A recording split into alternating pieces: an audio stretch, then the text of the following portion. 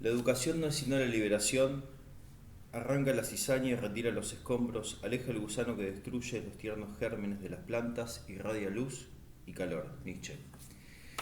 Decíamos que enseñar no es llenar cubos, sino que encender fuegos. Quizá en estas palabras se puede resumir gran parte de la intención de la escuela secundaria, que es encender fuegos para que los otros se enciendan fuegos, o sea, la transformación, ¿sí? El fuego como el símbolo de la transformación.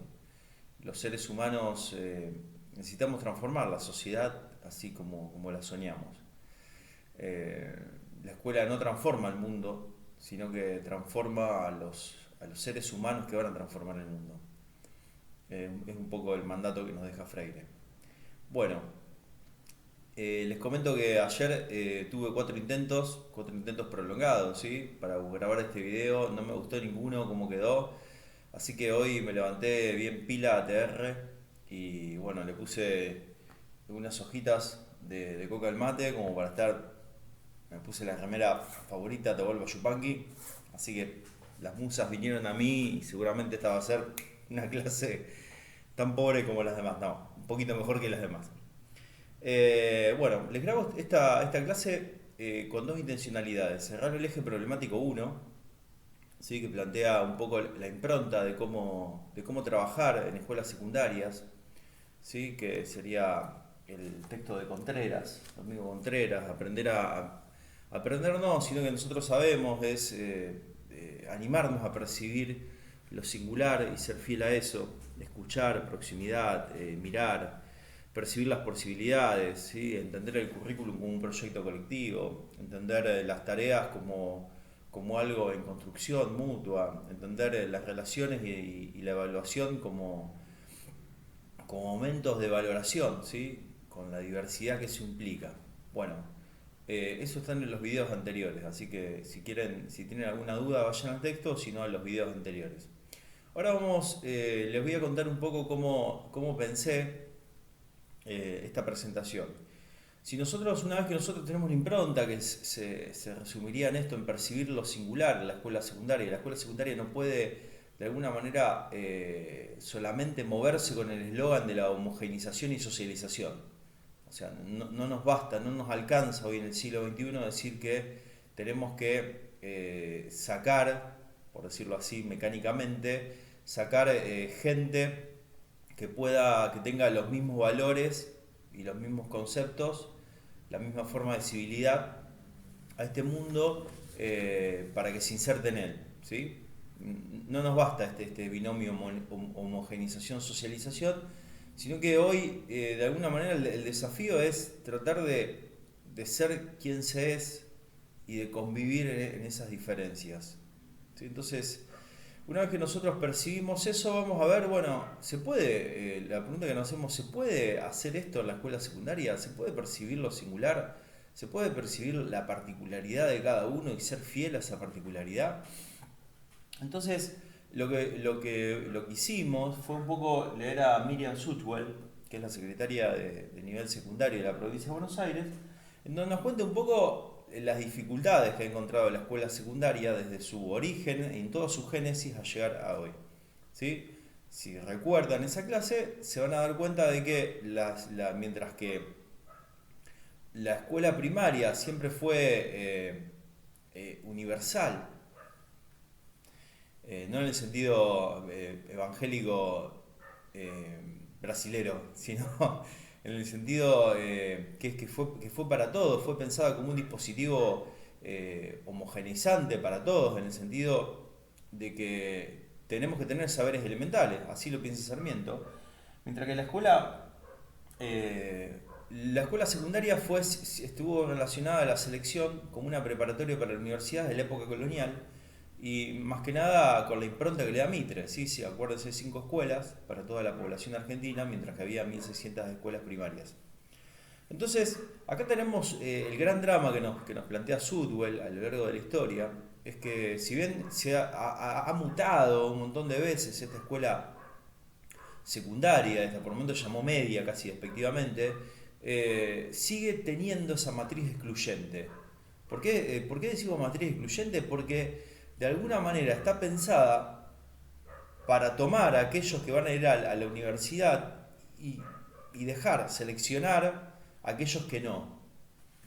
¿Sí? Si uno escucha en los pasillos así como un eco, se escucha que brota de las paredes, pibe, ¿por qué no empezás a laburar que esto no es para vos, ¿no? Esto está presente, esta matriz está presente. ¿Sí? Entonces, bueno, un poco ese recorrido también lo hicimos con Sutwell. Ahora, si nosotros, fíjense lo que vamos a hacer en el eje problemático 2. En el eje problemático 2 vamos a tratar de pensar lo micro de la escuela, ¿sí? Y vamos a utilizar una palabra que se llama deconstrucción. ¿Qué es la deconstrucción? La deconstrucción es ese momento en donde nosotros pensamos que la realidad se comprende bajo el lenguaje, ¿sí? Es este pensador, Martin Heidegger, pone esta palabra en este libro Ser y Tiempo. Nosotros, o sea, consideramos que cada vez que hablamos de la realidad le ponemos palabras. Y esas palabras se van amalgamando, se van juntando con otras palabras. Entonces, en un momento nosotros decimos, a ver, ¿cómo nombramos la realidad? Porque nombrar es ordenar la realidad. Entonces decimos, bueno, la realidad está compuesta, cada vez que el ser humano o la sociedad occidental nombra la realidad, la nombra en dos términos binarios. ¿Qué son dos términos binarios? Dos términos opuestos, ¿sí? Blanco-negro, día-noche, dulce-salado. Agridulce, me dice uno, me acabo, ahí está, ya está, se me rompió el ejemplo. ¿Sí? ¿Se ve? Entonces, bueno, malo, bello, feo. O sea, acá, y entonces, si nosotros miramos, para entender lo bello, yo tengo que saber lo que es lo feo. Para entender lo blanco, tengo que saber lo que es lo negro. Para entender lo normal, tengo que saber lo que es anormal. O viceversa, para entender lo que es anormal, tengo que saber lo que es anormal. Así se compone nuestro pensamiento, ¿sí? En binarios, en opuestos. Lo que vamos a hacer ahora es tratar de descubrir estos binarios en la escuela secundaria y dice Derrida, animarse a deconstruir. ¿Qué es desconstruir? Una vez que nosotros reconocemos los binarios, lo que hacemos es, porque ¿qué pasa? Cuando uno habla en binario, enseguida lo normal está sobre lo anormal, lo blanco sobre lo negro, lo bueno sobre lo malo, lo salado, lo dulce sobre lo salado, por decirlo así. Siempre hay una valoración jerárquica de la realidad. Entonces lo que vamos a hacer ahora es tratar de reconocer los opuestos y jugar a ponerlos en diferentes lugares. ¿Sí? ¿No? Y en esa libertad, ¿sí? En esa libertad del juego, pienso, ¿cómo sería? Eso es la deconstrucción. Animarse no a romper, a destruir. La deconstrucción no es destrucción, sino que es analizar los elementos que componen este juego de binarios y animarse a ponerlos arriba, abajo, jugar, a ver cómo funciona. ¿Sí? Entonces, para pensar esta deconstrucción, yo les voy a proponer básicamente como dos líneas de pensamiento. La primera está más que nada ligada a la idea de trayectoria. ¿Sí? ¿Por qué usamos la palabra trayectoria? Y Terigi y Nicastro nos van a hablar de trayectoria. ¿Sí? No sé si se ve ahí.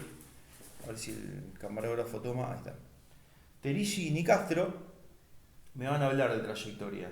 Y la segunda idea es relacionada más que nada a lo que sucede dentro de la escuela, que es un poco el planteo de Arroyo y Vaquero. ¿Sí? Que tiene que ver con la norma y la normalidad. Y por último, o en primer lugar, vamos a tratar de hacer un análisis micro con Warburg y Kaplan. Micro, ¿a qué sería? Al dispositivo edificio-escuela. ¿Sí? Recapitulo. Entonces, nosotros vimos una impronta de la escuela secundaria, trabajar sobre la singularidad. Vimos las dificultades que tiene trabajar sobre esta singularidad inclusiva, Sutwell. ¿Sí?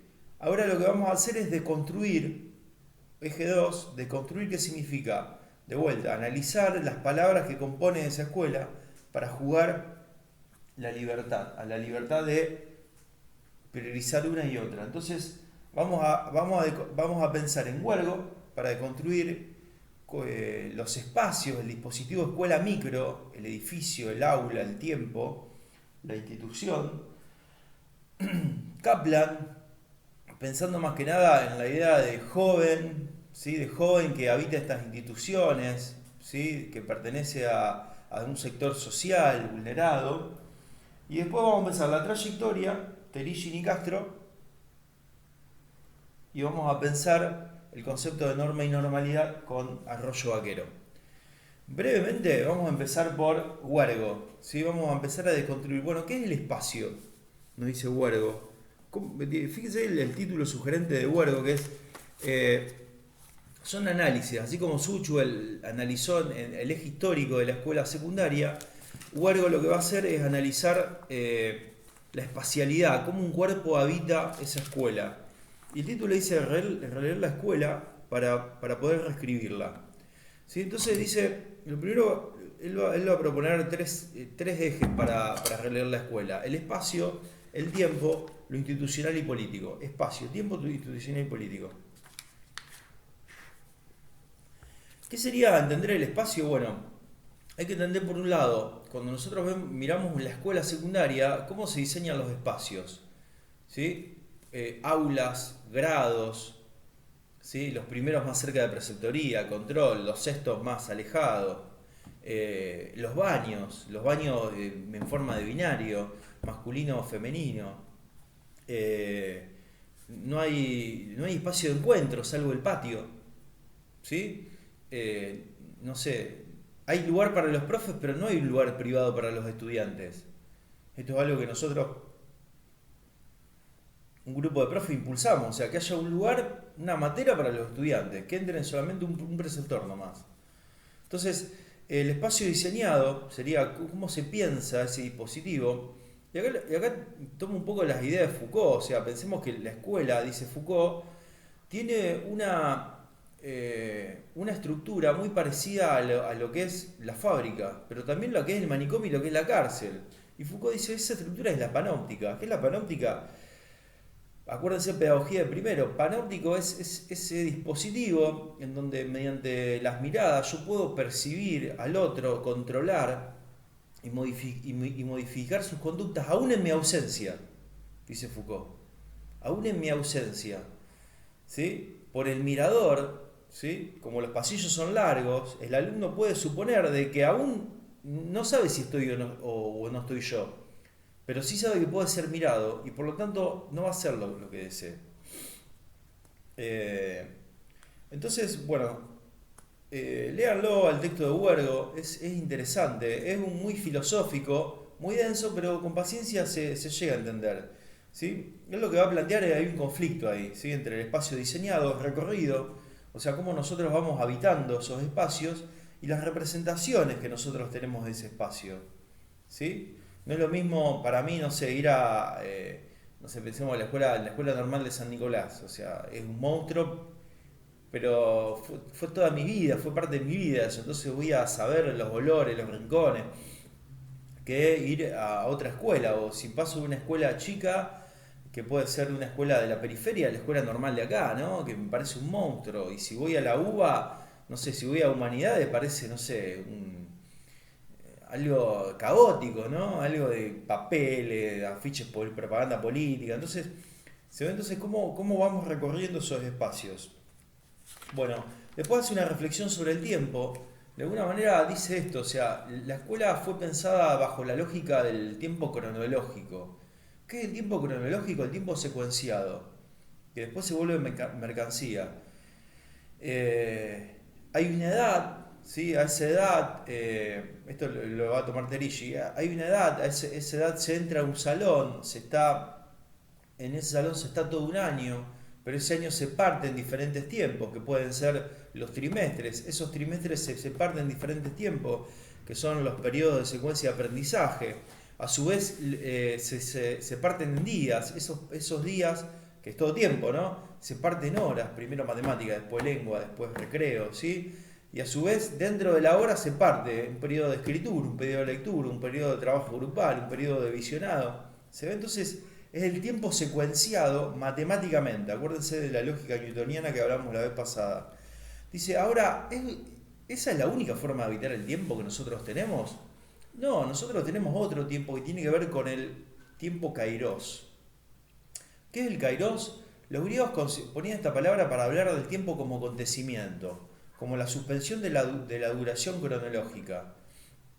Ustedes seguramente están mirando esta clase, van apenas 15 minutos y parece que esta clase durase una eternidad. Qué embole que es esta clase, son los 15 minutos más largos de mi vida. Lo están pensando, lo sé, puedo leer mentes a futuro. Se ve entonces el tiempo kairos es el tiempo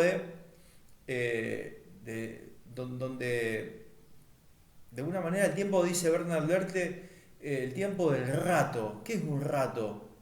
¿Sí? ¿Qué es un rato? Un rato es 5 minutos, 10. No sé, en un rato vuelvo. ¿Qué es un rato? Sí, depende. Tengo amigos que dicen, en un rato voy, por ejemplo mi hermano, en un rato voy y cae 2 horas más tarde. Yo estoy acá con la comida, ella no sé más que echarle. Entonces se ve, hay un tiempo cronológico y hay un tiempo kairos. Ese tiempo kairos, en palabras de Ricard, es subjetivo. Es la duración interna del tiempo. ¿Sí? No sé, voy a un parque de diversiones y capaz que ese tiempo dura, me encuentro con una amiga y son instantes, 3 horas que son instantes. O no sé, voy a hacer la cola al correo porque me llegó lo de Mercado Libre y ese tiempo subjetivamente es una eternidad. Bueno, y por último, él habla de la institución, del poder y lo político. ¿Sí? De alguna manera, ¿qué muestra y qué esconde la escuela? ¿Sí? No sé, y analiza diferentes posturas acerca de la institución. ¿Qué es la institución para un cuerpo? Algo que regula, algo de alguna manera que, no sé, por ejemplo, habla de Marcuse como una institución es el que reprime el principio de placer. Eh, bueno, de alguna manera la institución es lo que muestra un discurso racional, ordenado, pero también muestra ciertas irracionalidades. ¿Sí? Me acuerdo que una vuelta en una reunión de centro de estudiantes le pregunto a los chicos, chicos, ¿a ustedes qué es lo que les gustaría que la escuela les permita hacer? Y una levanta la mano y dice que no tenga que pedir permiso para ir al baño. ¿Se dan cuenta? O sea, cómo la institución es irracional. Yo tengo que, de alguna manera, someter a mi cuerpo al displacer, hasta por momentos al dolor, porque no me deja ir al baño, satisfacer una necesidad esencial. ¿Sí? Entonces, la escuela tiene un poco de esto, del ejercicio institucional, de poder. Bueno, se van a encontrar acá con Guardo. Esta institución ejerce un poder sobre un cuerpo que básicamente a lo largo de la historia fue excluido. Pensemos que la escuela no estaba pensada para todos, pero más que nada en los 90, con las políticas neoliberales, Kaplan estamos hablando, con las políticas neoliberales, o sea, se resiente mucho más este cuerpo. Se resiente en el sentido de que casi se quiebra, tiene que encontrar lugares para poder ahí defender su vida. Un poco esta idea de los parias urbanas de Bhagwan, ¿sí? ¿Qué son los parias urbanos? Aquellos sectores donde la sociedad, el Estado se olvidó, ¿sí? Donde no mira, donde está invisibilizado. Entonces Kaplan lo que va a hacer, va a analizar este concepto desde dos lógicas, el miedo a morir y el miedo a ser excluido. ¿Sí? ¿Qué pasa con los chicos con estos dos miedos?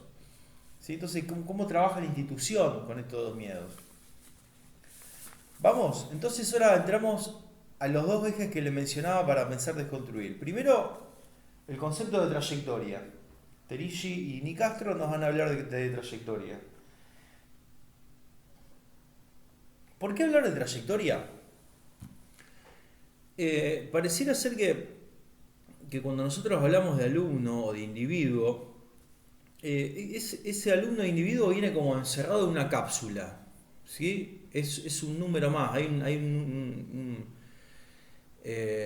un dibujo de Tonucci, de Francesco Frato, que firma así, que, o sea, hay una señorita y un chico. El chiquito viene con todo su mundo mágico, con juegos, colores y demás, y la señorita ve, ¿se acuerdan cuando recordábamos cuando éramos chicos eso que ese ser humano fraterno que los tirábamos así? Bueno, y la señorita ve eso monolítico, homogéneo, repetitivo. El individuo tiene esa idea de alguna manera de tomar el cuerpo pero abstraerse de sus circunstancias. Ortega Gasset, allá a principios del siglo XX, nos dice que el ser humano es su ser y sus circunstancias. Somos esto esta materialidad y esto simbólico que es mi cuerpo, pero también soy aquello que me atraviese a mí. ¿Sí? Hoy necesité ponerme la remera de Atahualpa Yupanqui para tener más energía. O sea, ¿qué tiene esta remera aparte de tener superpoderes? Eh, no sé, qué sé yo, somos esas valoraciones, esas connotaciones que nos atraviesan, ¿sí? Valoraciones políticas, económicas, sociales, afectivas, psicológicas, emocionales. Entonces la idea de trayectoria nos recuerda a nosotros que ese sujeto está inmerso, ¿sí?, en un entramado de relaciones sociales, económicas, políticas, como decíamos recién, complejo. ¿Sí? No es el alumno uno de la lista, no es el mismo alumno 2, es el mismo alumno, salvo que cambia el número, 2 de la lista, sino que precisamente se inscriben con un nombre en una familia, en un territorio determinado. ¿Sí? La idea de trayectoria implica también el movimiento. ¿Sí? Eh, el trayecto es el entre, de un punto de partida a un punto de llegada. Entonces hay un desplazamiento, o sea, ese sujeto no va a ser siempre igual. ¿Sí? Como nosotros no somos iguales, sino que somos contingentes. Vamos, dice Heráclito, nadie puede bañarse 2 veces por el mismo río. ¿Sí? Y dice Borges, nosotros somos el río que cambia. Estamos cambiando permanentemente. Y paradójicamente, como dice Scliar acá en este libro, mucho más, pero dice, fíjense lo que dice, dime quién eres y te diré cómo te han mirado. En el fondo, la mirada del otro, esta mirada que nosotros hacemos de las instituciones como docentes, va transformando al otro. Y eso es un poco la idea que nos trae Nicastro de trayectoria. ¿Sí? La trayectoria tiene que ver con el tiempo, vamos haciendo un camino nosotros en el tiempo. La trayectoria tiene que ver con la narración, o sea, cómo nos contamos a nosotros mismos, cómo habilitamos un lenguaje para que los pibes se cuenten a sí mismos quiénes son. ¿Qué significa contarse? De alguna manera romper ciertas máscaras de quienes ellos creen que son y habilitar otras, ¿sí? Habilitar otras máscaras u otras palabras que hablen más de ellos mismos. ¿Sí? Muchas veces los pibes de las escuelas secundarias vienen con un montón de no puedo, de no saber, de sos un tonto. Entonces uno tiene que hacer el esfuerzo de rascar eso que se caiga para habilitar lo otro. ¿Sí? ¿Me explico? En el sentido de que el otro se vaya con una valoración que le permita vivir, que le permita desenvolverse en la vida social. Entonces, y tiene que ver con el pensamiento, ¿sí? Como, de alguna manera, cómo fantaseamos esta relación eh, sí, que nos arma, que nos estructura. Entonces, Nicastro va a presentar 3 ejes, cuatro en realidad, pero bueno, uno es el epílogo, pero 3 ejes, o sea, trayectorias de información en el contexto educativo, temporalidad, ¿sí? Vamos cambiando, deviniendo en el tiempo, en las palabras, en el pensamiento, recorrido de la subjetividad, o sea, que el otro de alguna manera se anime a hacer la frase de Sócrates, conócete a ti mismo, o sea, percibir esa singularidad. Decíamos en la primera clase, ser quien se es. Y después, la última que es la más interesante, en este sentido, como nosotros docentes, o sea, cómo nosotros acompañamos esa trayectoria. ¿Sí? Como nosotros de alguna manera, como dice Fito Páez, estamos ahí al lado del camino, ¿no? Al lado del camino en el sentido tendiendo manos para que el otro pueda consolidarse en su paso, si se cae encuentre un apoyo. Entonces tenemos el concepto de trayectoria. Nicastro, fíjense, ya vimos Contreras, Huergo, Kaplan, Nicastro, Suchu, bueno, Contreras, Huergo, Kaplan, Suchu, Nicastro, ahora vamos por Terigi. ¿Qué dice Terigi? Terigi, fíjense lo que dice. Cuando nosotros pensamos en trayectorias, la primera tentación es decir, bueno, esta trayectoria de alguna manera es una trayectoria teórica. Nosotros esperamos del otro que el otro transcurra este tiempo y este espacio de esta manera. Que a los 6 años esté en primer grado, que a los 7 en segundo, en tercero, y así a los 17, 18 años esté en sexto. ¿Sí? y que en ese egreso, permanencia, duración y egreso aprenda, así como nosotros lo estipulamos. Eso se llama trayectoria teórica, tiene que ver con una trayectoria teórica escolar. Pero resulta que si nosotros vamos un poco más allá y corremos, nos encontramos con que hay una trayectoria real. ¿Qué significa una trayectoria escolar real? Significa que en primer grado por ahí aprendió más de lo que tenía que aprender. Y en segundo aprendió un poquito más. Y en tercero aprendió menos. Y en cuarto se mudó. Y en quinto anduvo bien. Y en la secundaria se enamoró. Y entonces le fue mal. Y después se rebeló porque sus padres. Entonces hay como un itinerario, ¿sí?, que es de alguna manera que va soslayando esa trayectoria teórica que nosotros pensamos para ese alumno. Entonces es necesario hablar. Entonces, ¿qué no sabe ese pibe o esa piba? ¿No sabe? Sí, dice Teregi. ¿Por qué? Porque en vez de hablar de nosotros trayectorias educativas, lo que pasa no pasa solamente en las escuelas, sino que pasa en la sociedad. Entonces, aparte de hablar de trayectorias escolares, tenemos que hablar de trayectorias educativas. Ese sujeto de alguna manera se va a ir armando, no solamente en la escuela, sino en la sociedad. Y a eso le llamamos trayectorias educativas. Toda la sociedad educa. La ciudad es una ciudad educadora, por decirlo así. Llegamos acá, ¿sí? Entonces tenemos trayectoria escolar, que es la que nosotros relacionamos con la escuela, la trayectoria teórica, que es la que fantaseamos nosotros, la trayectoria escolar es real, pero también nosotros reconocemos que hay una trayectoria educativa que excede lo escolar y ahí encuentra toda la diversidad del mundo y aprende de diferentes maneras. Ahora, pero esta trayectoria nos damos cuenta, más que nada en la escuela secundaria, que es discontinua. Discontinua por 5 razones. Primero porque muchas veces se invisibiliza, ¿sí?, al otro.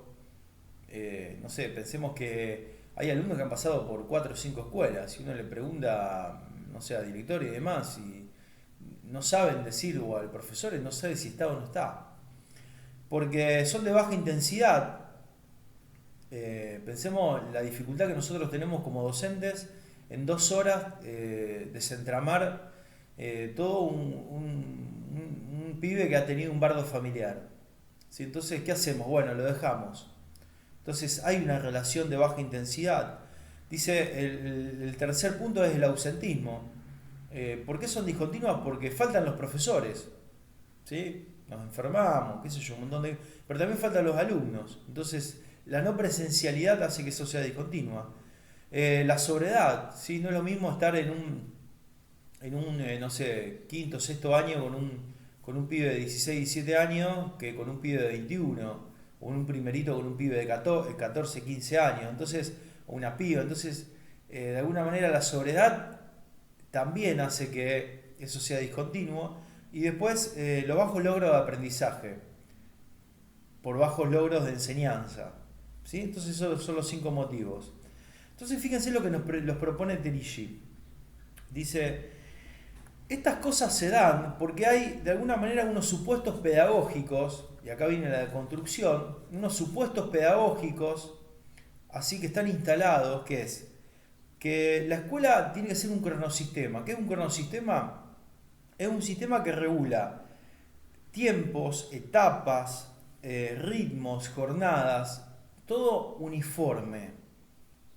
¿Sí? Aquel que de alguna manera llega tarde, o aquel que no está en el lugar donde tiene que estar, o aquel que no cumple toda la jornada, ¿sí?, de alguna manera eso va a hacer que su trayectoria escolar se vea debilitada. Después, porque también hay una descontextualización de los saberes. Esto un poco lo hablamos la vez pasada con Educación, Ciencia y Tecnología. ¿Qué es descontextualización? O sea, le enseñamos la respuesta y nunca planteamos el problema, ¿sí? Y en la sociedad no pasa eso. En la sociedad primero vienen los problemas y después las respuestas. Entonces tenemos, fíjense, presencialidad, descontextualización, perdón, presencialidad no, cronosistema, descontextualización, ahora viene presencialidad. ¿Qué sería presencialidad? Que nosotros, la dificultad que tenemos hoy, que la escuela moderna construye su saber en la relación de los cuerpos visibles. ¿sí? Estar presente significa que yo te mire y te observe en vivo y en directo. ¿Sí? Después, la simultaneidad, de enseñar a todos lo mismo en el mismo tiempo, todo eso va a hacer que el concepto de monocronía. ¿Cuál sería, de alguna manera, si la monocronía es un término, acuérdense, de construcción, un término que habita un polo? ¿Cuál sería el polo contrario? El plurianio, la pluricronía. Que diferentes sujetos vayan aprendiendo diferentes cosas en diferentes espacios y en diferentes niveles. ¿Sí? Entonces, nos damos cuenta, por ejemplo, que hay chicos en primer año que tienen un nivel avanzado de lectura. Y si yo les propongo las lecturas de primer año, muchas veces lo que voy a causar es aburrimiento.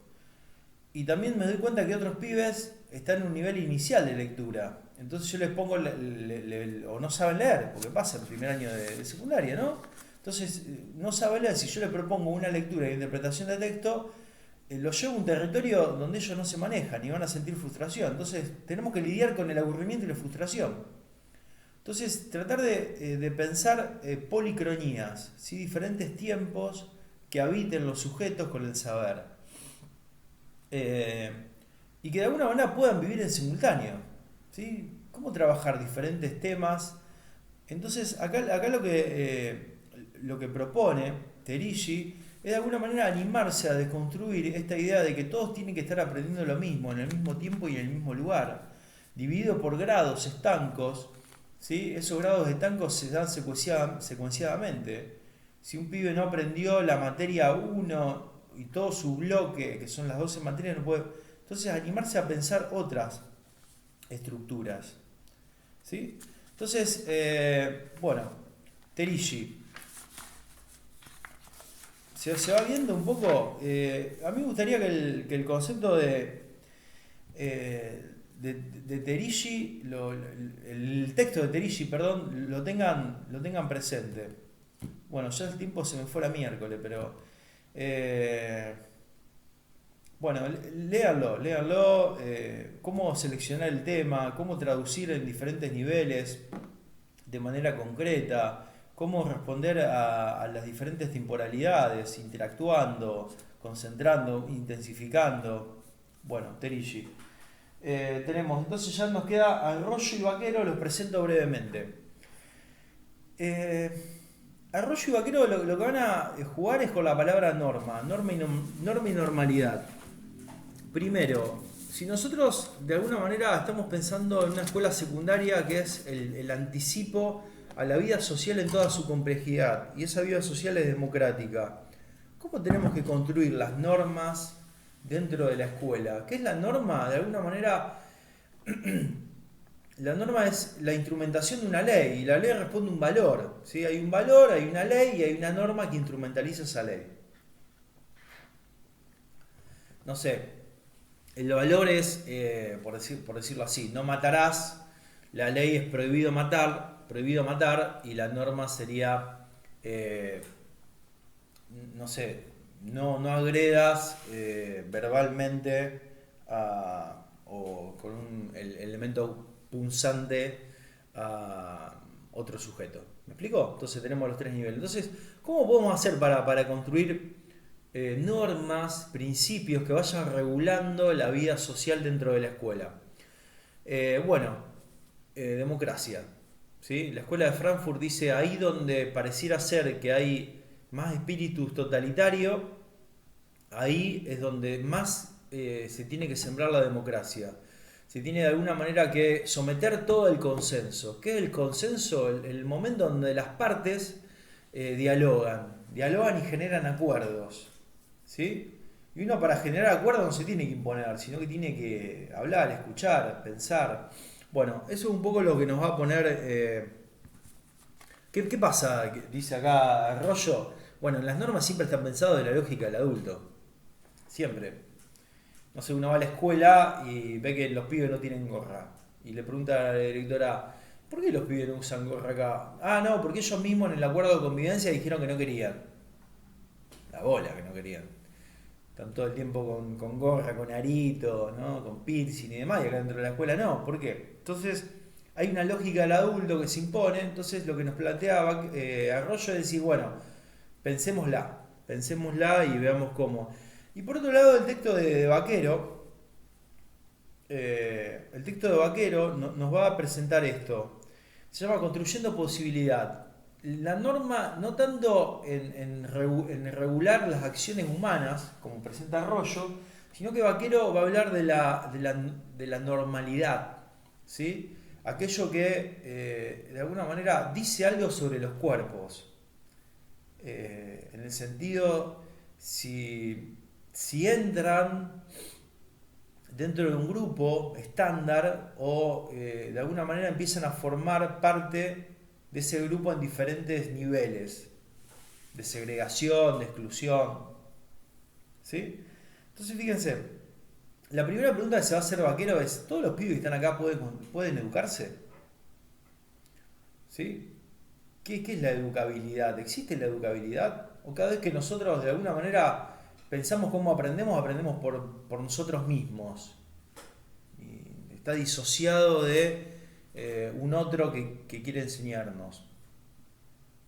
Después, si todos pueden aprender, hipótesis, si todos pueden aprender, ¿por qué fracasan los que fracasan? ¿Quién fracasa cuando fracasa un pibe? No, se llevó tantas materias, repitió, no se ponen las pilas, le dimos miles de oportunidades, bla, bla, bla, bla. ¿Por qué? ¿Quién fracasa? Dice Vaquero, bueno, si todos tenemos, o sea, el ser humano es algo humano aprender, o sea, no podemos ir como buscar la felicidad, salvo que tengamos una patología, pero es algo humano aprender. Entonces, ¿por qué no aprenden en la escuela los pibes? Yo les pregunto a los chicos, a ver, ¿qué aprendieron en toda la escuela secundaria? A leer, me dice uno. No, le digo, eso lo aprendiste en la primaria. Ah, sí, profe, tienes razón. No sé, me dice. Entonces, ¿por qué dice que no aprenden nada? Entonces, ¿quién fracasa ahí? ¿Fracasa el pibe? ¿La piba esta puntual? ¿O todo el dispositivo que armamos para cuidar los aprendizajes? ¿No será que le estamos hablando con este dispositivo a otros pibes de otros tiempos? Y el pibe del aula, de la escuela secundaria, para la cual nosotros montábamos todo este andamiaje, no existe más. ¿Qué pasa? Sobre esa supuesta normalidad, ese supuesto fracasado, se construyen legajos, ¿sí? Que es de alguna manera una biografía institucional, un lenguaje que montamos sobre el otro en pos de etiquetarlo. Entonces no conocemos el cuerpo, su trayectoria, sino que conocemos palabras que se vuelcan en un papel que lo escribió un profesional, habiéndolo conocido 1 o 2, 3 veces, ¿sí? En el mejor de los casos. Y por último, de alguna manera, Vaquero juega acá con el concepto de normalidad y dice, bueno, nosotros muchas veces lo que queremos es, pensamos que normalidad es el promedio, ¿sí? Si todos hacen esto de esta forma, en esta edad, todos tendrían, ¿sí? Entonces dice Vaquero, bueno, si nos ponemos a pensar, o sea, nadie es normal, nadie entra en ese estándar, el estándar es una abstracción. Lo que pasa es que se toma para poder regular, para que haya orden, pero el orden siempre responde a un interés, a un poder. Y acá un poco no lo dice Vaquero, pero lo dice Nietzsche, o sea, la norma siempre responde al poder.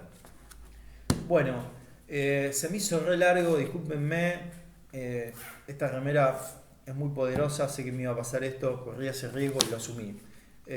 Bueno, enseguida les subo la actividad que tiene que ver con un video de Susana Reyes.